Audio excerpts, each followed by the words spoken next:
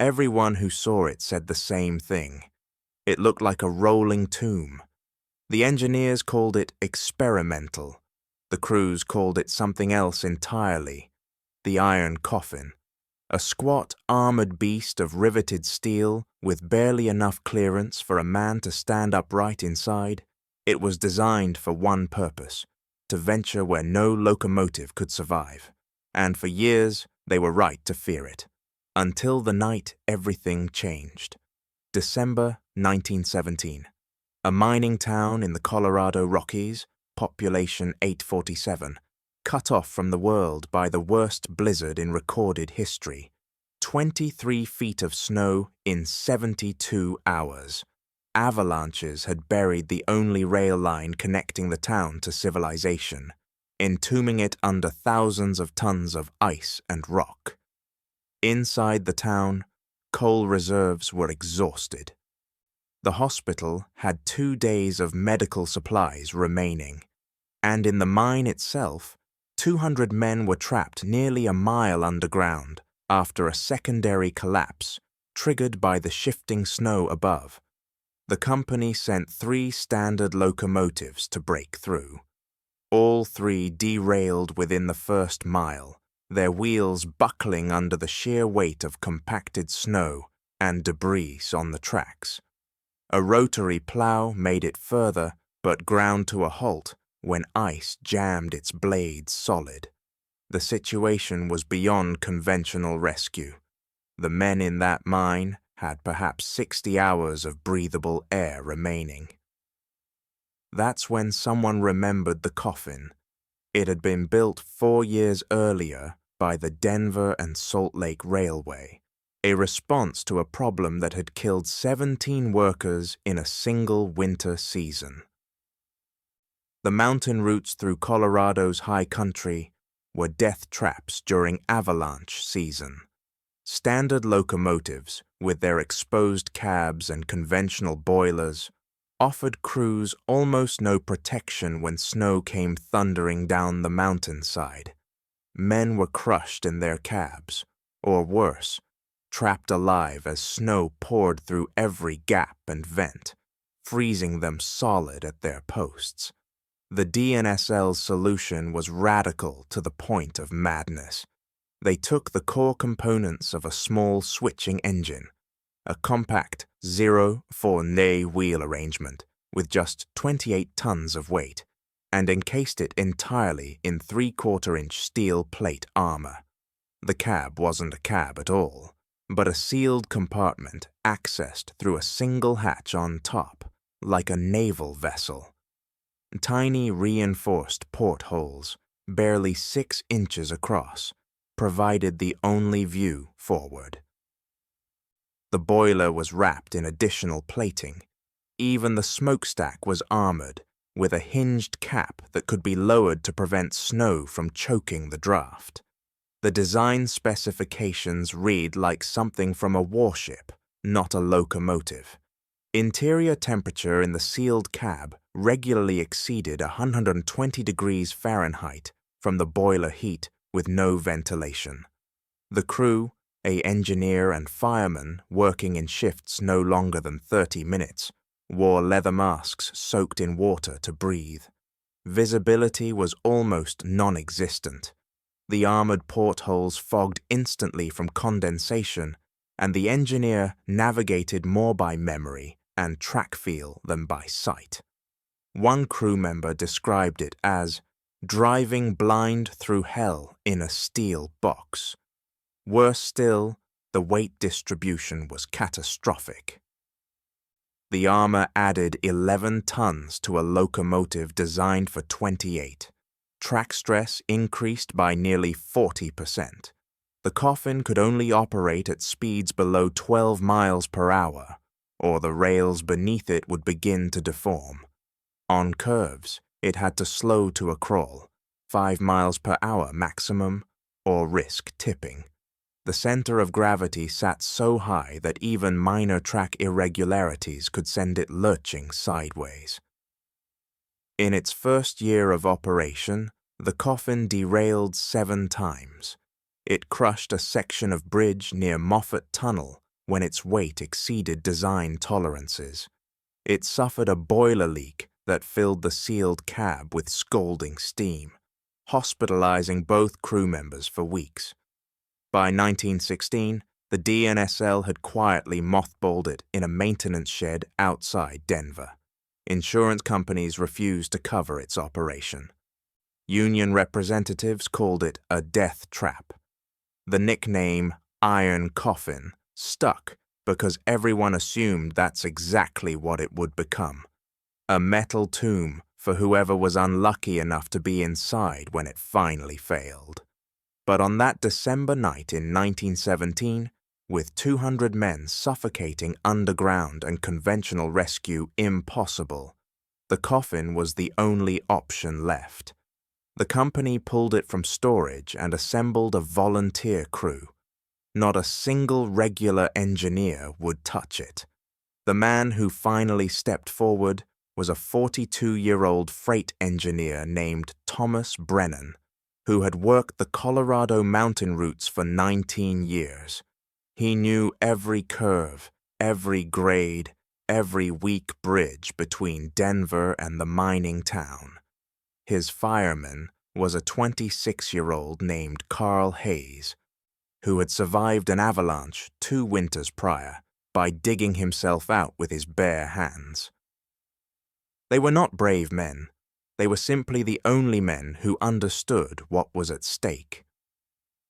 The coffin departed Denver at 11:47 p.m., pushing a single flat car loaded with medical supplies, coal, and portable air pumps for the trapped miners.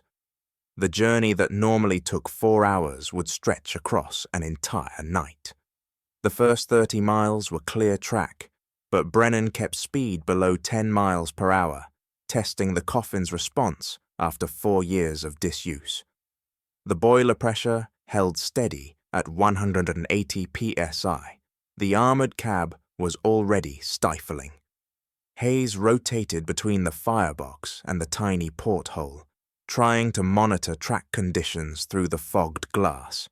At mile 41, they hit the first avalanche debris.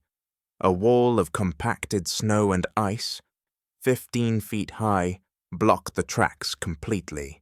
A standard locomotive would have stopped.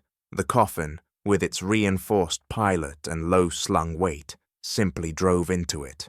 The impact shook the entire locomotive.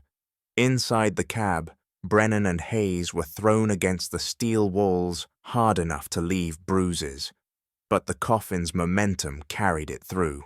Snow compacted against the armor plating, then split apart under the pressure. The locomotive emerged on the far side, still moving, snow cascading off its flanks like water.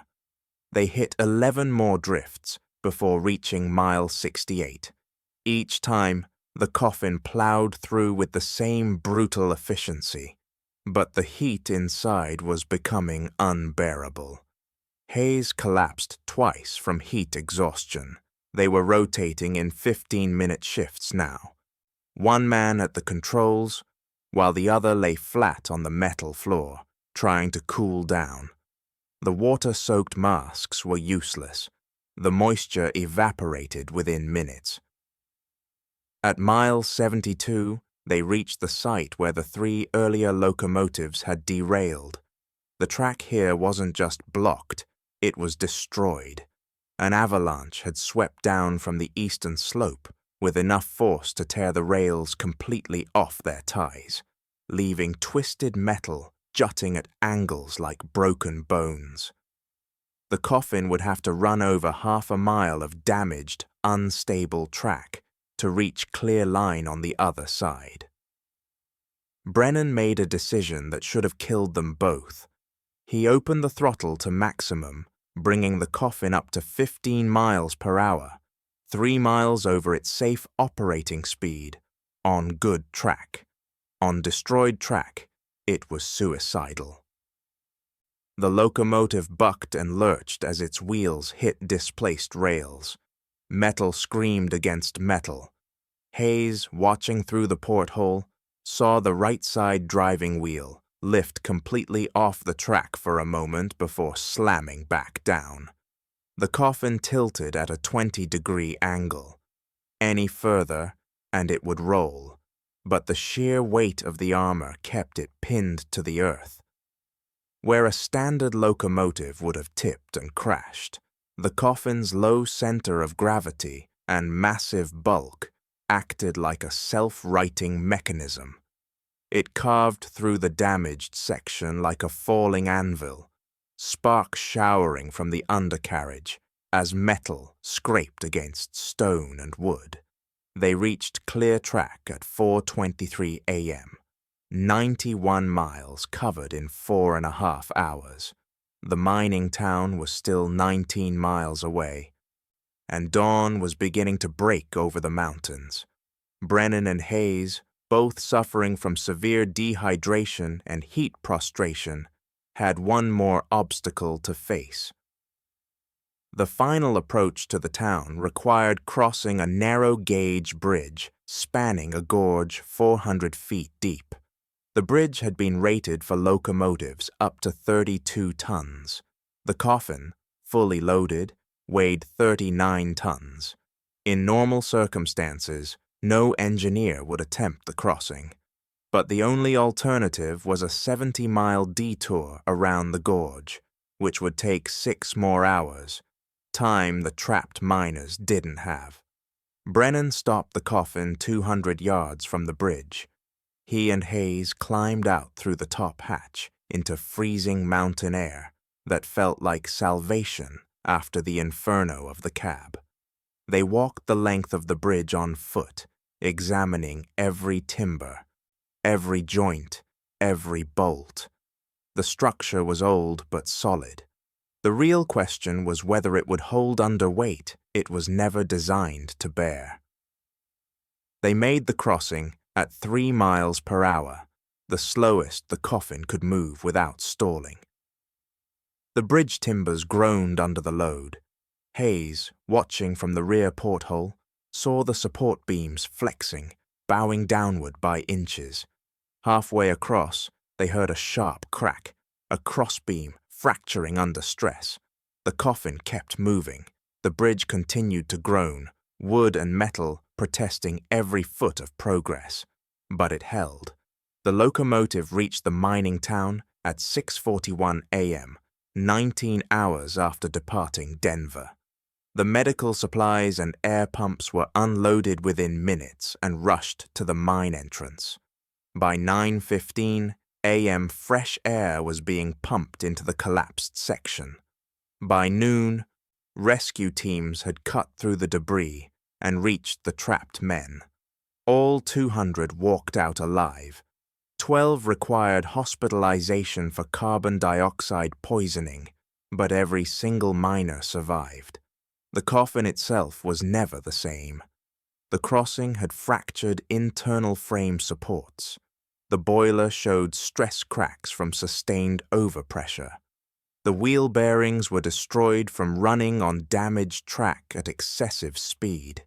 It limped back to Denver 3 days later at 5 miles per hour and was scrapped within the month. The DNSL declared it too costly to repair. But here's what the company records never captured. In the weeks following the rescue, letters arrived at the DNSL offices from across Colorado. Miners wrote to thank the company for building something that could reach them when nothing else could. Families of the rescued men sent telegrams. One letter, from a woman whose husband had been trapped underground, included a single line. Everyone called it a coffin, but for us, it was a resurrection. Thomas Brennan never spoke publicly about that night. He returned to freight work on standard routes and retired in 1934 without fanfare. Carl Hayes left railroad work entirely and became a school teacher. The bridge they crossed was reinforced and remained in service until 1957, when it was replaced by a modern steel structure. The mine closed in 1923 after coal reserves were exhausted. No photographs of the coffin exist in public archives. No technical drawings survive in the D&SL records. What we know comes from maintenance logs, crew testimonies, and scattered newspaper accounts from December 1917. The locomotive itself was cut apart for scrap metal, its armor plating repurposed for industrial machinery during World War I. History has a strange way of remembering. The names of famous locomotives, big boys, challengers, class A's, endure because they were magnificent and because they looked the part. They had grace and power and photogenic appeal. The coffin had none of that. It was ugly, dangerous, and uncomfortable. It represented engineering compromise rather than engineering triumph, and so it faded from collective memory, reduced to a footnote in railroad safety discussions, a cautionary tale about over-engineered solutions to specialized problems. But for one night, in the worst conditions imaginable, when every conventional answer had failed, the Iron Coffin did something no other locomotive could do. It went where it was needed, survived what should have destroyed it, and brought salvation to 200 men who had already given up hope. Sometimes the machines we remember aren't the ones that mattered most. Sometimes they're just the ones that photographed better.